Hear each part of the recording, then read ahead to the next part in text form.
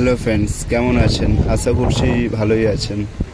আমিও ভালো আছি। আজকে যাচ্ছি আমি রায়চক থেকে কুকড়াহাটি ভ্যাসেলে, কিন্তু ওয়েদার দেখো খুবই খারাপ যাচ্ছে, তাই অবস্থা। এদিকটা তো কালো হয়ে আছে, হাওয়াও খুব বইছে।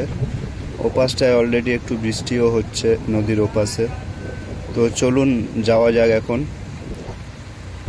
দেখতেই পাচ্ছেন কেমন হাওয়া চলছে। তো এখন ভ্যাসেলে উঠলাম আমরা। কিছুক্ষণের মধ্যেই হয়তো ভ্যাসেল ছেড়ে দেবে, কেন অলরেডি ভ্যাসেল ভরে গেছে, বাইকও তোলা সব হয়ে গেছে।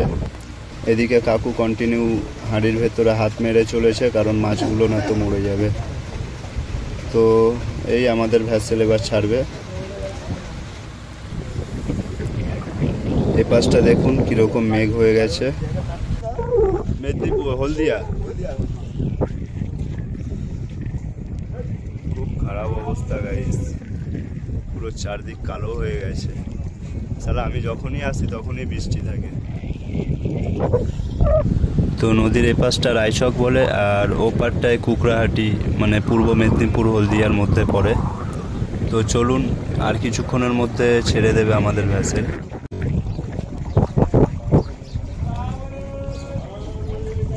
আর একটা কথা ফ্রেন্ডস, এখানটায় আমি কোনো ব্যাকগ্রাউন্ড মিউজিক ইউজ করিনি, কারণ প্রকৃতির হাওয়ার শব্দটা আর বৃষ্টির যে কলকলানি আওয়াজটা কিচ্ছু বোঝা যাবে না। মাছ ধরা ডিঙি নৌকোগুলো তো সব সাইডে পড়ে আছে, কেউ বেরোয়নি। তবুও নদীর মাঝখানে অনেকগুলো দেখেছি, আমি যাওয়ার সময় দেখাবো আপনাদেরকে।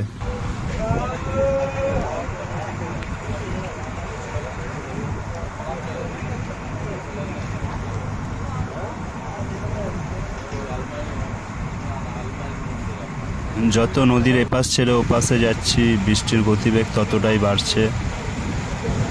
আর এদিকে মাছ ধরা নৌকোগুলো দেখা যাচ্ছে, দেখুন কী অবস্থা, একা দাঁড়িয়ে দাঁড়িয়ে ভিজছে।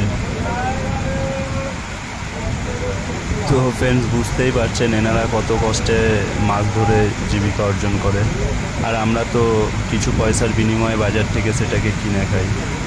তো এদের কষ্টটা একটু অন্যরকম কষ্ট।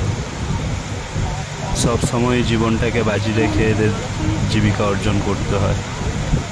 এই আর একটা দেখা যাচ্ছে, দেখুন ইনি তো আবার ছাতা খুলে চলেছেন।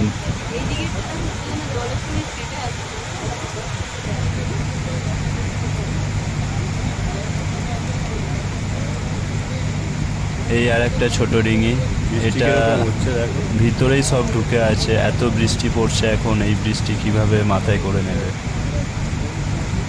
আর এদিকটায় আমাদের ভ্যাসেলের ভিতরটা কি অবস্থা দেখুন, ছাতা নিয়ে ভ্যাসেলে যেতে হচ্ছে, কি অবস্থা।